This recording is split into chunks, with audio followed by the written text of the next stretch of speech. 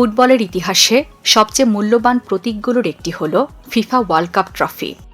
এই ট্রফির সঙ্গে জড়িয়ে আছে এক চমকপ্রদ ও নাটকীয় ইতিহাস, যা ঘটেছিল দ্বিতীয় বিশ্বযুদ্ধের সময়।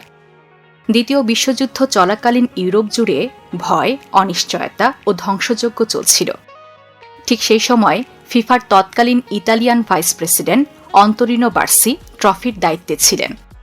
তিনি বুঝতে পারেন যুদ্ধের কারণে মূল্যবান এই ট্রফি যে কোনো সময় চুরি বা ধ্বংস হয়ে যেতে পারে। ট্রফিকে নিরাপদ রাখতে অন্তরিনো বার্সি এক সাহসী সিদ্ধান্ত নেন। তিনি আসল বিশ্বকাপ ট্রফিটি নিজের বাসার বেডরুমে নিয়ে আসেন এবং সেটিকে নিজের বিছানার নিচে লুকিয়ে রাখেন।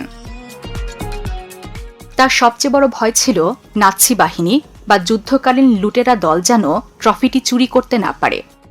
তাই তিনি এটি কোনো ব্যাংক বা নিরাপদ ভল্টে না রেখে ব্যক্তিগতভাবে নিজের কাছেই গোপন রাখেন।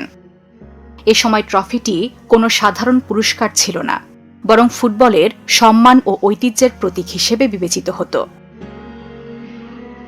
বার্সি নিজের জীবনের ঝুঁকি নিয়ে এটি রক্ষা করেছিলেন, কারণ তিনি বিশ্বাস করতেন এই ট্রফি হারিয়ে গেলে ফুটবল ইতিহাসের একটি গুরুত্বপূর্ণ অংশ হারিয়ে যাবে।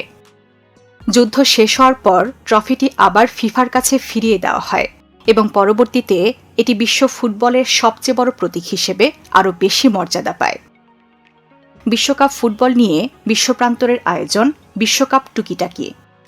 ফুটবলের এমন আরও নতুন নতুন ও আকর্ষণীয় তথ্য পেতে সাবস্ক্রাইব করুন বিশ্বপ্রান্তরের চ্যানেলটি।